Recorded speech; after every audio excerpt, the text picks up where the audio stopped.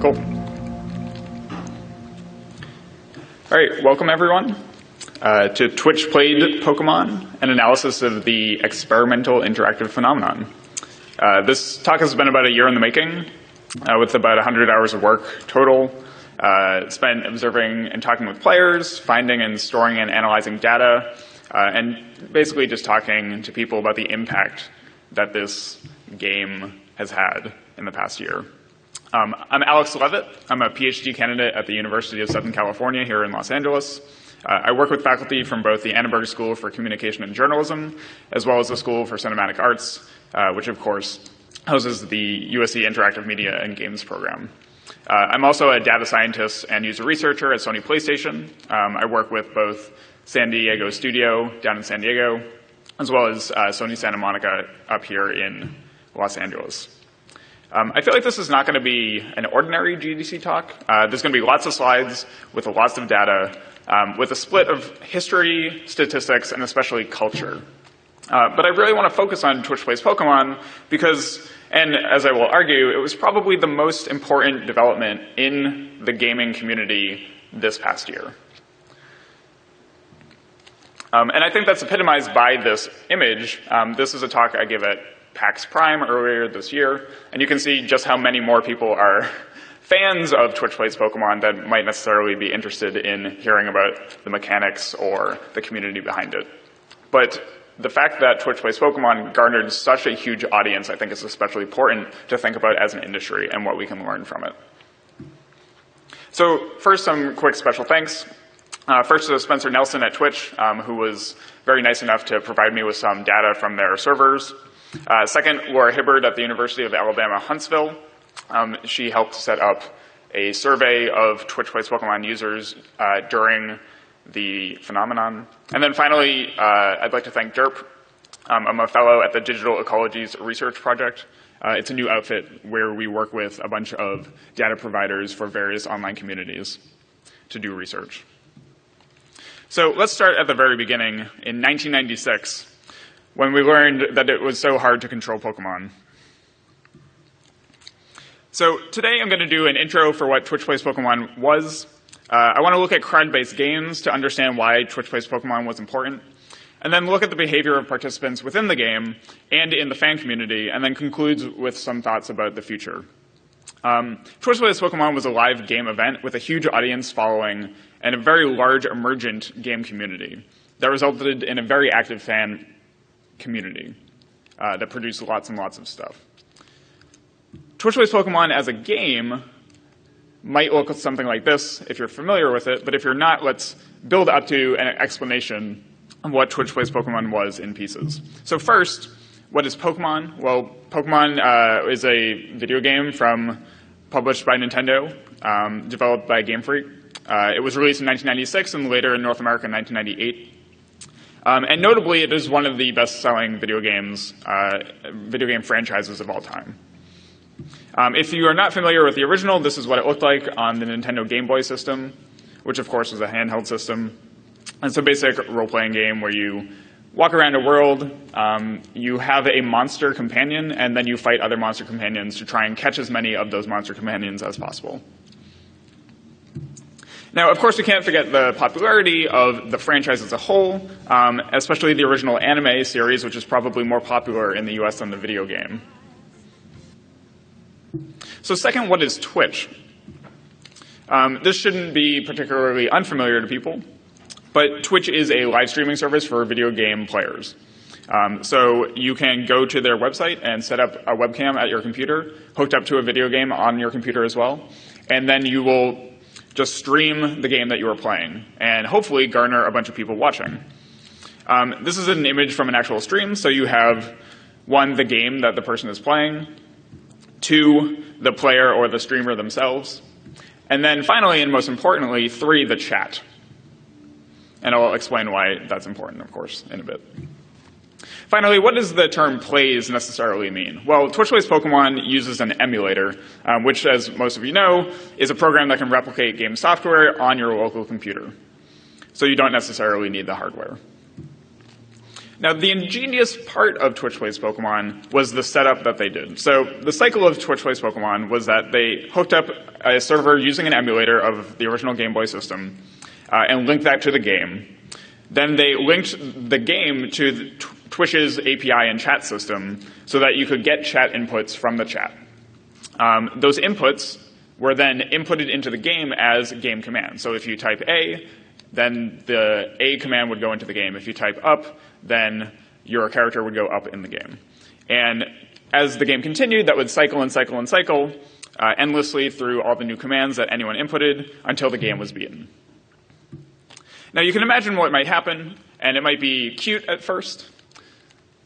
But as we all know, it quickly devolved into total chaos, especially as more and more people decided to play this game. So finally, this is what Twitch Plays Pokemon looked like.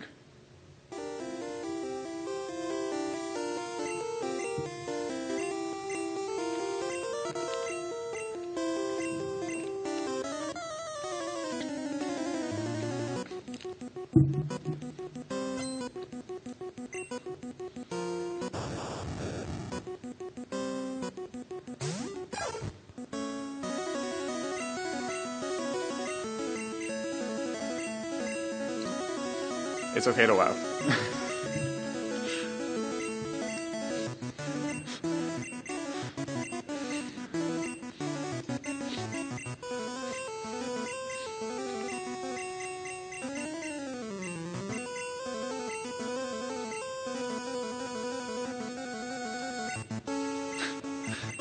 And so you can understand how chaotic this game eventually became, especially as more and more and more people started playing it. So I think this slide summarizes the rest of the talk pretty well. You can see here it says, everyone stop typing, let's think. And the rest of the talk, I'll do an analysis of the game's participation, the community, and the implications for future game design. I want to bring in some thoughts about crowds and cooperation and groupthink. So the talk is going to focus on three main discussions. First, what is crowd-based gameplay and design? Second, how you can analyze and harness fan participation from an experiment like this. And then finally, how you can look at an instance of live events and how communities engage with those events. To analyze these things, I draw from a number of different data sources, chat logs from the game. I worked with a community member who was actively logging the chats in an IRC. Second, surveys taken from players and viewers. There are a number of players who actively did surveys, as well as a few academics as well.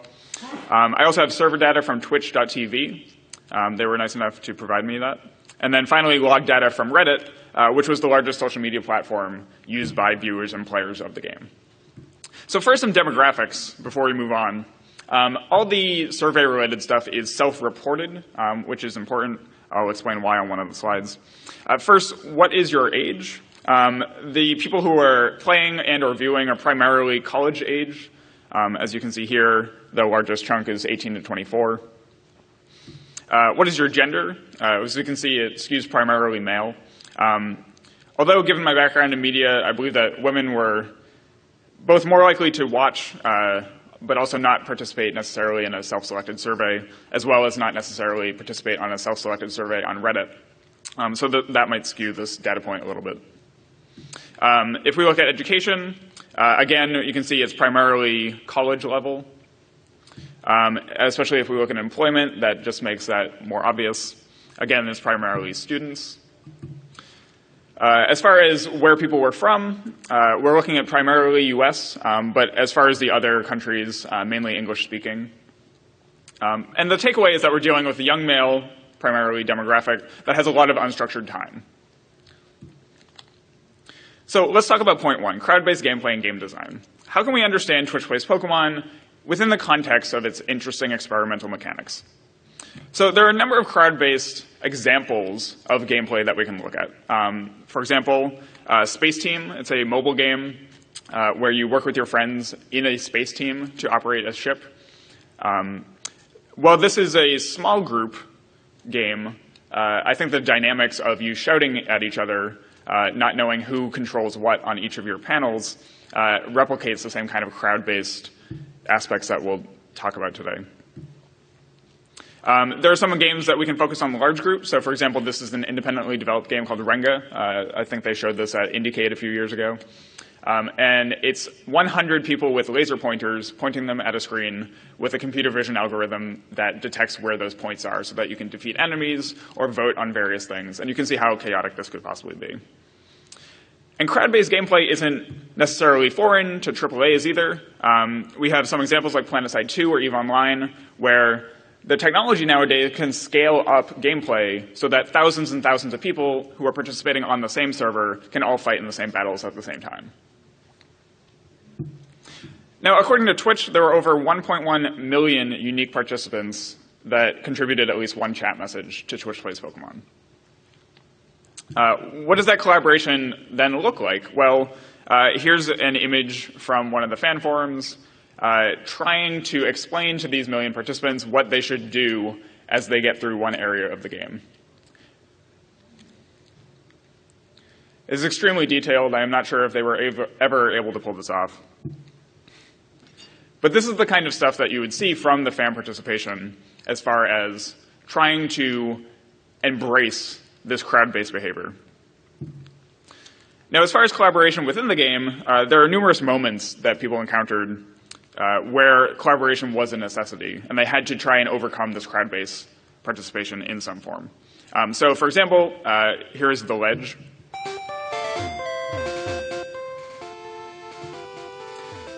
So the problem is, if you hit down once, you have to restart this all over. And the players of the game spent hours because people would just hit down once, and then they would have to go back and go right and up, and then down once and then go back and right up.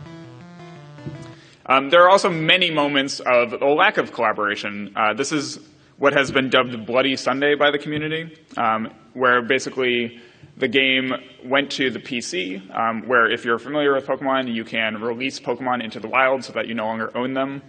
Bloody Sunday, of course, is when they went to the PC and released most of their Pokemon, kind of by accident, let's say.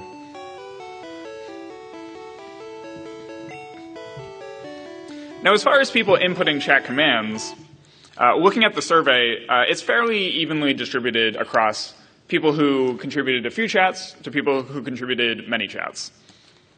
So the distribution of people is kind of wide-ranging as far as how committed they were to participate in the game. Now, looking at the chat log messages, we have a pretty even distribution with a little bit of data loss here and there. But the sample that I'm working with is over 15 million chat messages, which includes commands as well as various other chats that were put into Twitch's chat interface. You can see that it caps out around 80,000 messages per hour. Here are all of the commands when we break that down. It's a complete mess. But if we wanted to break that out a little bit more, looking at just commands in orange or all the chats in blue, you can see that over time, we start with a fair amount of a fair amount of commands, and then over time the chat increases. To look at that a little bit more, we can look at the relative percentages between those values as well. So again, you can see that the increase in non-command chats over time started around 75% and then increased to 50%. Now, as far as the general participation on a very skewed scale, we can see this very long tail effect where many people only contributed a few times and a few people contributed many times. So to blow that out with numbers, you can see that about 150,000 users only put in one chat message. About 15,000 people put in 10 chat messages, and about 400 people put in 100 messages each. And that skews all the way down until you have one person putting in 5,000 or 10,000. As far as the chat messages themselves, here's just a distribution of the top 12, many of which, of course, you can see are commands like A, down, left, B, right. The top two, of course, were related to democracy and anarchy, which was a mechanic that was introduced to the game that allowed players to switch between two modes where you could input every command and they would count, or you would have to wait over a 10-second window and the highest voted command would then count. What's also notable is Start 9, the second one from the bottom, which I'll discuss at the end of the talk. as far as the top contributing players, you can see how much people were committed to actually playing this game. So our top one, Based Helix, has over 17,000 chat messages. We can kind of break this down into a qualitative type of play or understanding. So for example, we have one player, White Ren. This player loved using Anarchy. They, for some reason, use B a lot, and they'll chat occasionally. Thunder XYX also loves Anarchy, and they only decided to use a bunch of different commands. And then finally, FemCatTwitch was really the supreme defender of Anarchy. They use Anarchy so much. For some reason, they use up a lot, and they just kept talking and talking and talking using various chat messages. Now, we don't have to just focus on the top players. We can look at all of them. So another way to look at player behaviors is look at the total number of messages that people did, as well as the total number of unique messages that people did. So, for example, if someone who posted 100 times but only posted 2 messages down and up, they would have a message count of 100, but a unique of only 2. And so we can kind of break these out into a few different types of players. So, for example, first we have the red group, where these are the experimenters. They only post a few messages total. Then we have this green group here. These are the dedicated players. They do lots and lots of the same message over and over again. Then finally, we have this purple, which is the chatters. So they do lots and lots of different messages total. And then we can look at the really crazy people. So we have orange, which are the elite people, tons of the same message, or possibly even spammers who just do the same thing again and again and again. And finally, teal, which I call the crazies. These are people who just do lots and lots of different messages over and over and over again. And just so you can get a temporal look at this, this is just the top 3 players and their logs over time. So over the course of the 2 weeks that Twitch Plays Pokemon occurred for, you can see that some players were very active over the entire course, such as the orange player. Some started right in the middle, like purple and blue. And then there are peaks and valleys, depending on levels of activity and interest. So now let's get to point 2, analyzing and harnessing fan participation. So can we understand the motivations and activities of the fan community that organically, and that's important, organically emerged from participating in and around Twitch Plays Pokemon? So we can't obviously ignore the popularity of Pokemon as a franchise. And this was especially key to people who were actively engaged in this game. So as far as familiarity with Pokemon, we can see that many, many people were particularly familiar with Pokemon as a franchise. You can see the 1% sliver not familiar. And then as far as longevity of being familiar, many people were familiar with over 5 years of the franchise, if not more than 10. So next, how are people involved in this fan community? We can ask what fan activities did you participate in? Surprisingly, not many people participated at all as far as doing fan art or writing fan fiction or doing fan discussions. But as we can see in the next slide, it was mainly about viewership of the fan community that people got engaged. In other words, your audience has an audience to themselves. So as far as fan activities that you view, many, many people were interested in things like fan art and fan theories and fan discussions. Fan fiction, not so much, but it was still pretty popular. But you can see here that none, as far as participating, drops from very high to very low for viewership. Now, as I said before at the beginning of the talk, Reddit was primarily the focus for the community.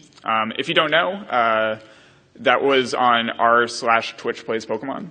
So Reddit is a social news site where many different communities can have their own forum page. And a social news site basically allows anyone to contribute a URL or a text post, and then anyone in the Reddit community can upvote or downvote the particular piece of content. So if you upvote it, you promote it, and then it gains visibility, and if you downvote it, you hide it, and then you get rid of its visibility. So in other words, quote unquote, the community finds particular things important and can make those things visible. Now, as far as people participating on our Twitch Plays Pokemon, there were over 106,000 active subscribers. There were many more participants and many more viewers, of course. So we can look at stats from the subreddit. In February, there are over 2.15 million unique visitors and over 58.7 million page views. So you can see how popular this fan community really was. Also at the bottom, this includes traffic per day, but you can look at the next slide, which may visualize this a bit easier. So you can see immediately how high everything spikes. Unique visitors by day went up to about 400,000, and by hour up to 35,000. And page views per day were up to 6 million in the initial spike, and by hour up to 200,000 in the initial spike as well, except at the end when it reached about 300,000. Now, as far as the things contributed to this online community, I collected all of the posts and comments. So we're looking at over 40,000 posts and over 358,000 comments. So lots and lots of data to play with. And this is almost 50,000 unique individuals that participated at least one thing. Here's a temporal distribution just to show you the levels of activity over time. So even though we have some data loss from the actual chat messages on Twitch, we can kind of make up for that by looking at what the community itself was interested in talking about. You can see that the biggest spike is around 5 days in, and that was basically when news outlets started picking up on the phenomenon and sending viewers to the subreddit. Now again, we can look at the activity distribution. So again, it's a very long tail effect where few people are participating many times and many people are participating only a few times. And we can throw the numbers on that as well. So you can see that over 23,000 people, again, posted only one contribution. As far as 10 contributions, we're looking at only about 600 people. And 100 or more, we're looking at 10 per number of contributions. Interestingly, the one on the tail end, which is around, I think, 22,000, is just a kind of null value where many people deleted their accounts. So potentially, the numbers that I showed are exponentially more, depending on how many people deleted their content. Now, as far as looking at Reddit as a community, we can do a quick social network analysis. So this is looking at the commenting network, so who commented with other people. So by looking at the connections between what users commented on as far as each of those posts and comments, this graph shows every dot as a user and every line between each dot as a connection as far as one person who commented on someone else's post or comment. And we can zoom into this just to make that a little bit more visible. It's colored and spaced out by modularity clustering, which is just a social network technique to find dense communities. So in other words, people who responded to each other are closer together and similarly colored. And if they didn't respond to anyone, they're farther apart and differently colored. So we can see a couple clusters, such as light blue on the bottom, green at the right, red and orange at the top, and then this big mass of different mishmash colors in the middle. And what this essentially allows us to say is the general takeaway being there are not particularly distinct clusters here, where only certain people might be responding to each other. Instead, we see a rather fairly united community that isn't splintered around particular topics. So many people are responding to each other, so that is a good thing. Now, one of the useful features of Reddit is the voting mechanism. As I said, you can upvote and downvote content, and that allows the community to filter things that they like or don't like. And we can look at what kind of content was preferred and was not based on those up and down indexes. So probably the most important things are, one, this red, which are things that are highly downvoted and not so upvoted. So just looking at the content myself on a qualitative level, these are things that are very spammy and trolly, things that are irrelevant to discussion, people complaining about things, maybe trying to make a joke and totally failing. And then this green area up here, things that are highly voted and not so downvoted. These are things that people find fascinating. Things like updates, very funny jokes, various discussions that inspire lots of comments, and celebratory images for when events happen and then people want to talk about them and celebrate. But outside of the activity, what could we say is the Twitch Plays Pokemon fandom?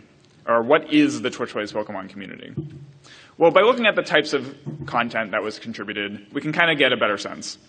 So as far as the types of posts, we can break it out into textual posts in red, different types of images in orange, YouTube links, and a bunch of other stuff. which comprises animated GIFs to other image uploading sites, to strategy mockups, to reaction images, to screenshots. But what's important is that many people use this space as a discussion space. They wanted to connect to other players. As far as the 50 most commented posts, we can look at it on a qualitative level to see what they were. So there's a fairly even split between update threads, where viewers were kept on track with what was happening just because it's hard to sit in front of the computer watching the game all day. Many images, such as screenshots and good fan art, were highly upvoted and highly commented upon. We had a bunch of discussions, so people were interested in what was going on, but also what people felt was good and bad about the game. And then, of course, new ideas. So what should people do in the game to progress? And people wanted to talk about that. The top commented posts had over 19,000 comments, and notably, the top 13 most commented posts were all update threads, which makes sense because, as I'll say later, this was mainly a viewership rather than a participation community. People were very interested to see how this experiment would work. We can also look at it on a linguistic level. So here is just the top one-word occurrences within the Reddit community. So here we see things like democracy and anarchy, like before when I talked about the implementation of that mechanic. We see things like Helix, or this very popular, not quite a character that became an aspect of the community's religion, quote unquote. We see things like people in Pokemon trying to deal with the mechanics of the crowd implemented in the game. We see words like just in time, so people reacting to events just as they happen. And finally, things like and don't, so reactions to people that people appreciate or not. We can also look at the co-occurrence of words. So here we see a slightly different take on what was popular. We see many different things, such as characters, like Bird Jesus or Lord Helix, things that were very popular to the community. Particular locations that were pivotal in the game, such as the Safari Zone or Victory Road. Again, we see the anarchy-democracy mechanic being talked about a lot. There are various shared celebrations and jokes and memes, such as Praise Helix. And finally, this interesting don't think. So there's a lot of discussion that really revolves around disagreement and trying to suss out what the community should be doing. And next, I'll show this temporally over time so we can look at various trends and how we can pull those out of this kind of data. So just looking at keywords over time, I think this particular question is interesting. So here, I was interested in how the community identified with each other. So here in orange, we have the word we, and in blue, we have the term I. So you can see that over time, increasingly, we saw we as a unifier of the discussions. Next, we could look at the various characters that were popular. So we can see spikes and mentions of different characters to see exactly when they were particularly important to that part of the game. So here in brown, which is that first big spike on the left, we see Eevee around February 17th. In red was Abby, which was a Charmander, which evolved later. Then we have various other characters, and that big spike on the right in purple is a Venomoth, which kind of accidentally beat the Elite Four at the very end. If we wanted to look at the chat mechanics, again, when I talked about democracy and anarchy, we can also pull those out too. The biggest spike, of course, was around February 18th or 19th, when they first implemented it and people were reacting to it in a negative way. And note, discuss just as much as each other. So even though it was a very contentious topic, people made sure that they had a balanced discussion about it. We can also look at conversations about trolling and frustration, which is a particularly salient point in this community. So here we have Riot in green, Start9 in red, and trolling in blue. So riots and Start9, which was a way to basically react to the implementation of the democracy mechanic, occurred mainly just after they had implemented it. We can also look at various big game-related controversies. So before I mentioned the kind of failure of collaboration around the ledge, which is here in green. And then we can also look at accessing the PC and Bloody Sunday, which is here in purple. And finally, we can just see the various reactions that people had around this kind of religious following in the very active fandom. So here in blue, we have Helix, and red in Dome, or Dome in red. And you can see here that, of course, Helix was much more popular for the fandom. And at the very end, you see this giant spike when the game was beaten, which, of course, is people saying praise Helix, because they are celebrating that the game was actually successful. Now, one final thing that we can look at, too, is fan productions. So here are the top 50 highest voted posts. And obviously, what's very evident is that images and GIFs were particularly popular for the highest voted content. So unlike highest commented before, where we saw a very even distribution of different types of participation, here it's all about celebrating. Now, it's important to talk about the role of fan art in this community. The community was very active, and even though before we saw that many people didn't necessarily participate in it, it still became something that many people wanted to look at. Some of the fan art is extremely detailed, but it's important to note that the role of fan art can also help catalog these events as they occur. So we can use many of these pieces of fan art to see what was popular over time and what really stuck with the community members. As far as various shared images, there are different types that were shared. So for example, remixed images, mainly with pop culture references. Reaction images is also a particularly important viewership behavior where people kind of come together to react to the live event as it's occurring. My favorite image is this one in the top right, because it's totally evident of, of what is going on.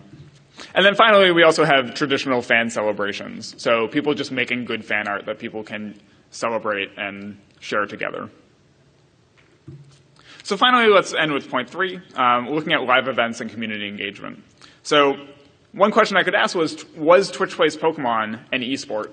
And what can we learn from engaging viewers around a live event-based game? So to note first, they did finish the game in just over 16 days. So congrats to Twitch Plays Pokemon as an experiment.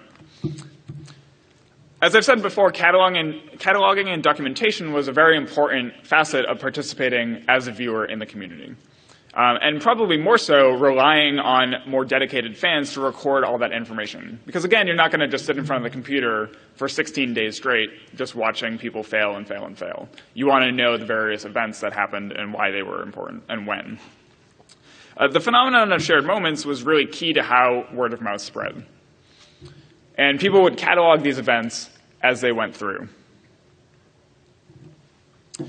There are a number of shared moments that people really came around that kind of made Twitch Plays Pokemon a very interesting community just because of the chaos that occurred. So here is one.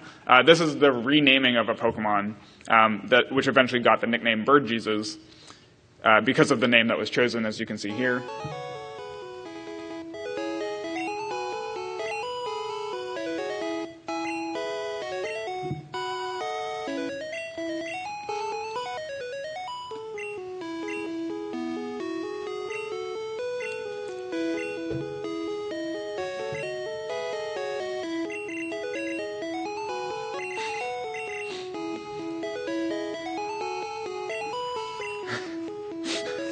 That is a better name than before.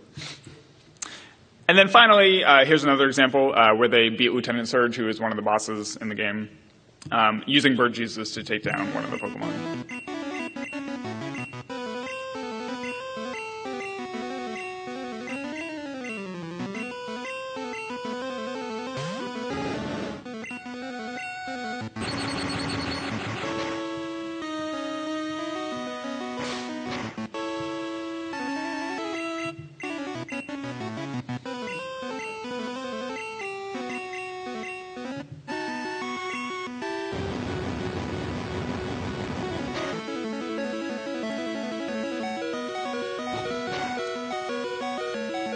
So they eventually win.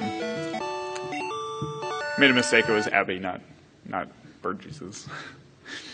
Okay, so next, how did people even get involved in Twitch Plays Pokemon in the first place? Asking about how people heard about the game, we can see that social media was a huge factor, and of course other bits of word of mouth, especially people just talking to friends on a day-to-day basis. As far as what day particular people started on, I have two graphs to show about that. So this first one was taken on day 8, about halfway through the game. And so for these early adopters, even though we saw attention spiked around day 5 earlier, for the early adopters, many of them started around day 2 or 3. So it didn't take very long for people to get interested in this game. Now, taken after the game ended, we also asked when did people join Twitch Plays Pokemon? And most of the people fell into week 1, which again makes sense because the spike due to the popularity of people covering the game was on day 5. So next, what were people even interested in as far as participating? So we asked, what was your favorite thing about Twitch Plays Pokemon? And probably interestingly, many people were particularly inspired by the chaos. Fan art, of course, was the second most one, and as we saw before, many people were interested in looking at that stuff. But also, intriguingly less so, many people were not, as their first choice, necessarily interested in seeing the game progress. As far as how people participated, we asked what best described your participation. So most people would watch the stream, but input few commands.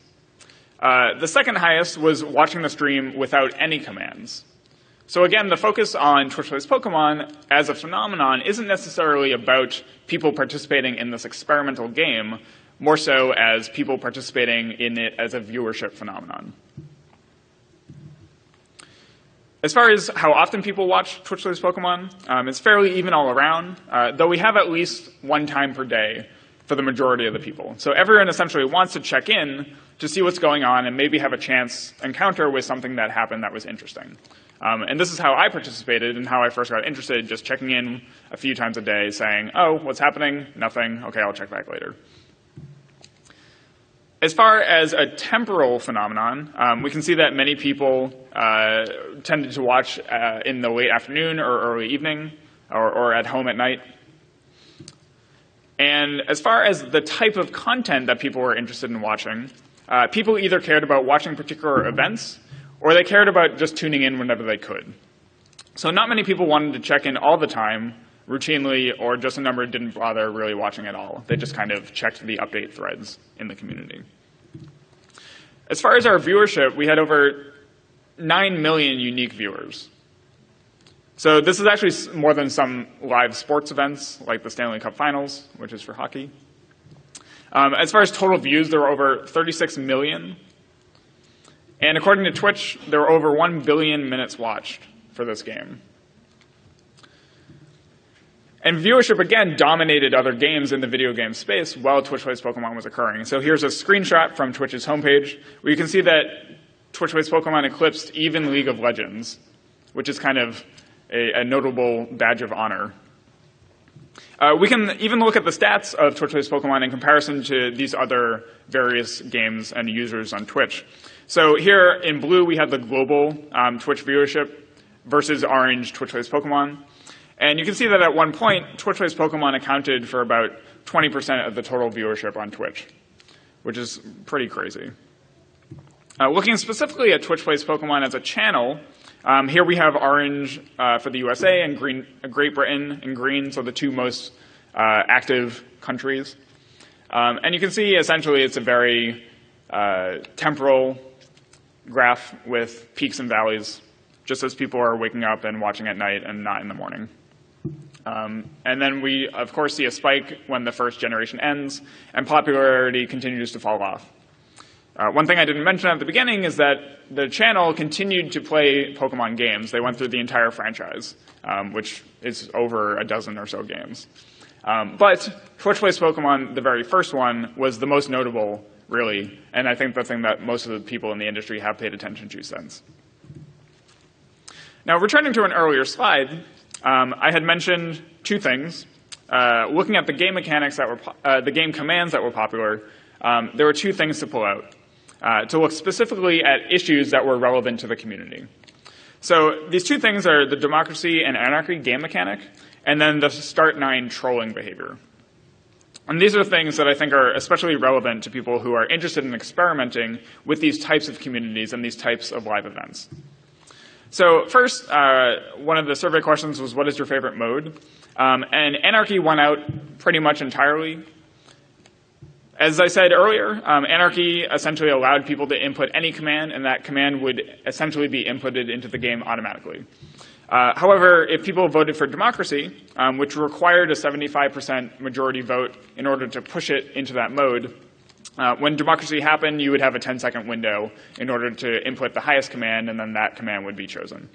So it allowed people to essentially go through the game by making much better choices so that people could work together and overcome these places where they got stuck. And this was a choice on the part of the designer of Twitch Plays Pokemon. But people clearly preferred the randomness and chaos. It was essentially key to the game experience. Now, as far as the number of chat messages, we can also look at that temporally over time. So here you can see that they were constantly competing after their implementation a few days into the game. One thing that we can look at is, besides the top 12 chat messages, what are the next 10? And these tell us a little bit more about what people were using the chat for. So the next highest comment was lol. Also, we see things like wait and yes. So all of these are reactions to live events. And in the last top messages list, we saw start 9. And here we also see things like riot and kappa. So let me talk about those real quick. So after the democracy and anarchy mechanic was implemented in the game, many people flipped out. So one way to express their rage was to implement start 9. So as far as democracy worked as a mechanic, you could input a command and then a number afterwards, and it would do it that many times. So of course you could see that by pressing start, it would pull up a menu in Pokemon, and that would essentially pause the game. But by doing that 9 times, over and over and over again, that would completely eliminate any progress whatsoever. Here's a quick video explaining how exactly this played out.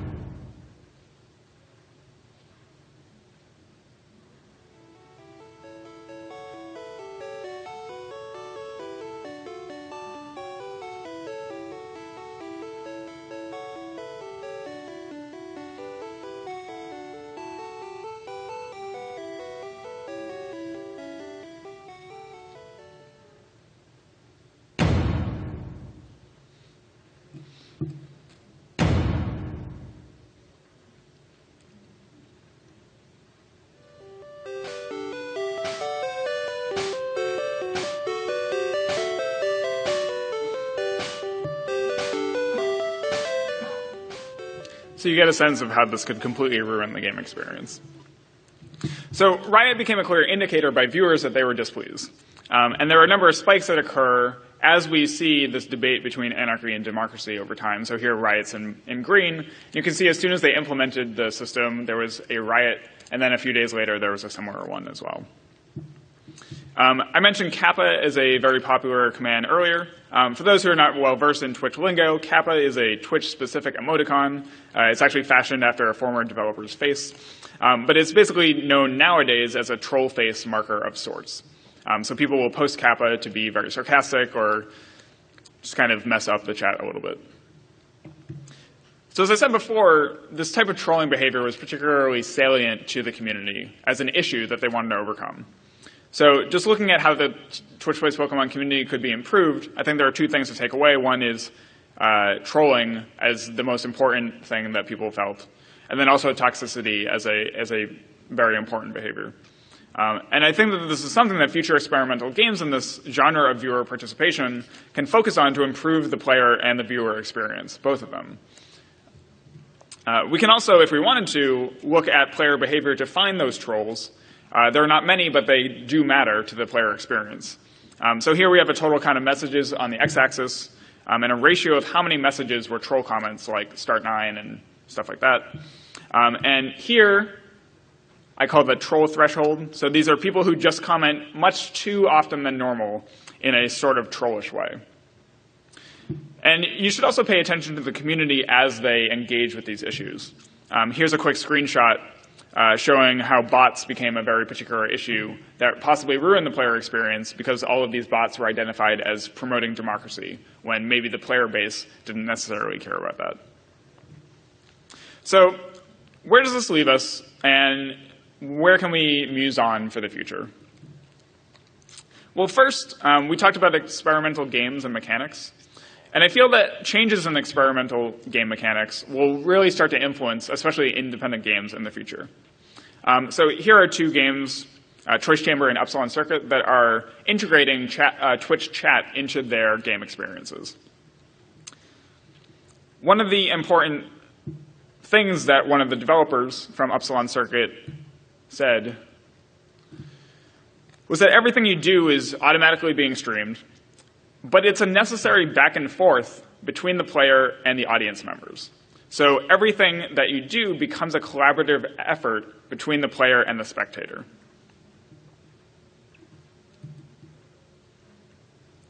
Polygon specifically pointed out that the popularity of social experiments like Twitch Plays Pokemon might suggest that Twitch as a broadcasting service could actually evolve into its own game platform.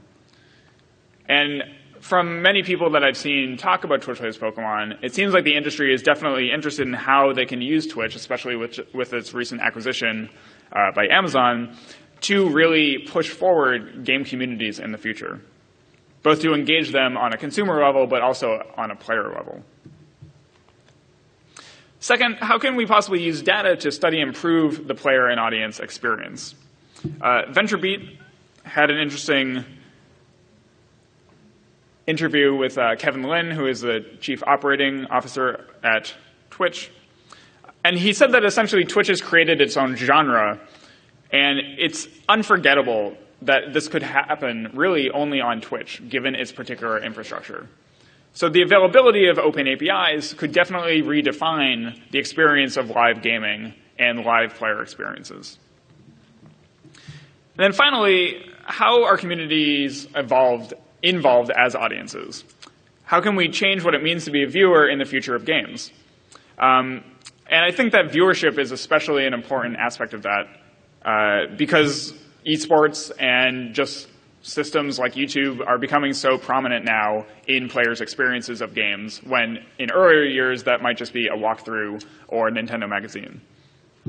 Here's an example from the MIT Media Lab. Drew Harry, who was a PhD student there, who's now actually at Twitch, created this interface where it amplifies certain aspects of a chat stream in a StarCraft 2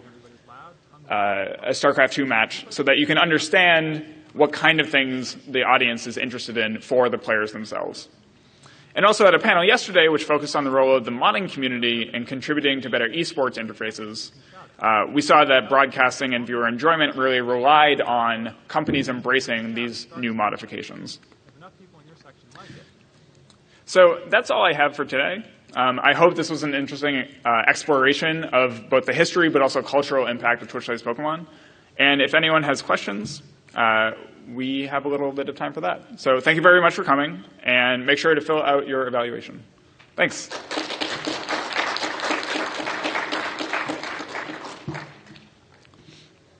So if you have a question, I've been asked to go to the mic so that they can record it.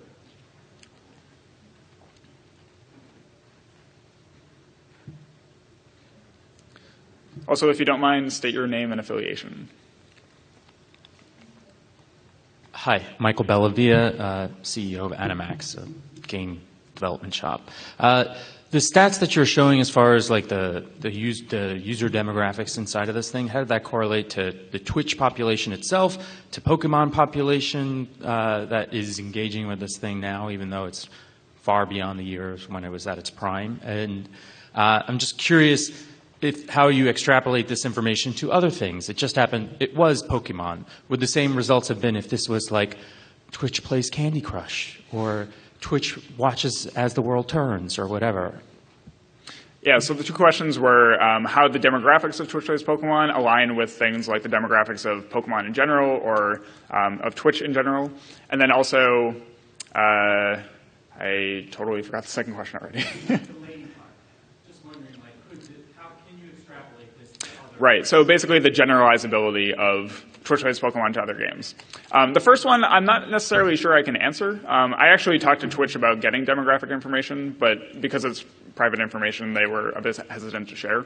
But as we know, I think that Twitch-based Pokemon, as I showed, has a very young and male demographic. Twitch tends to have a similar demographic, and Pokemon in general has a very wide-reaching international audience that both spans a fairly even male-female divide.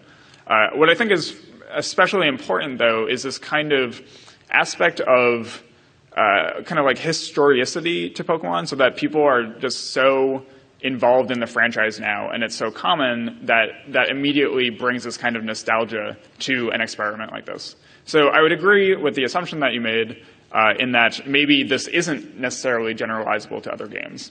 I think this became such a phenomenon because people knew what Pokemon was. It was a simple game, and people understood the mechanics and storyline and what the initial goals were. The games that I showed earlier at the very end, I think, are doing these interesting experiments, but because they don't necessarily have that nostalgia behind their franchises, since obviously they're new, that will definitely hamper them. But I'd applaud them for at least trying out these new mechanics. I know it's something that many industry veterans have tried to push at events like GDC, like Ralph Koster yesterday, talking about creativity and being able to move beyond the repetitiveness in these kind of games that we see nowadays. So yeah, I feel like that Twitch-based Pokemon is definitely exceptional, and it might be hard to say that you can take everything that I showed today and immediately apply it to your own games. But I think that there are definitely trends, such as looking at how audiences react to live events, looking at how these communities emerge and what they're interested in, that you could apply to games, whether they have very large audiences or very small ones. Hi, I'm Henry Deal from Neon Phoenix Entertainment. I was actually wondering, because I recall seeing that they were starting up the second generation of Twitch Plays Pokemon. I wasn't only paying attention to stuff on Imager at the time anyway. And then I saw almost like a week later, I think, that they actually beat the second game, which was a much shorter time period than the first game. I was wondering what your thoughts were on that. Yeah, so as I mentioned earlier, well, I didn't have any data on the other games. The channel that hosted Twitch Plays Pokemon did actually go through all the games. And the question focused on, well, why did they do it so much more quickly for the other games? And I think the key is that interest basically dropped off after they beat the first one, and the core audiences really did stick around for the other ones. One thing that I noticed looking at the subreddit, since I have been actively tracking how players are reacting to the new games and just seeing if there are different behaviors, there is definitely a much more dense collaboration now between the various players that participate. So instead of seeing, say, 600,000 people all participating at once, we're down to the tens of thousands, if not lower than that. So because you're basically collapsing this crazy crowd mechanic that really does bring the chaos, it's much more easier to move through it in a less chaotic and more organized manner.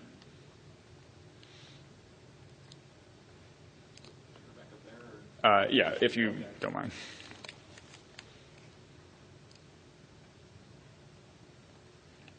Actually, a second question on that is, what were you thinking the chances of Twitch Plays Pokemon actually completing the game successfully?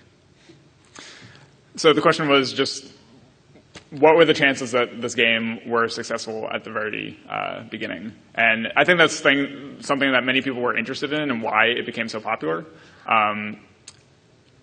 For me, I didn't really have an estimate, I guess. I was just wondering if it was even possible for so many people to coordinate.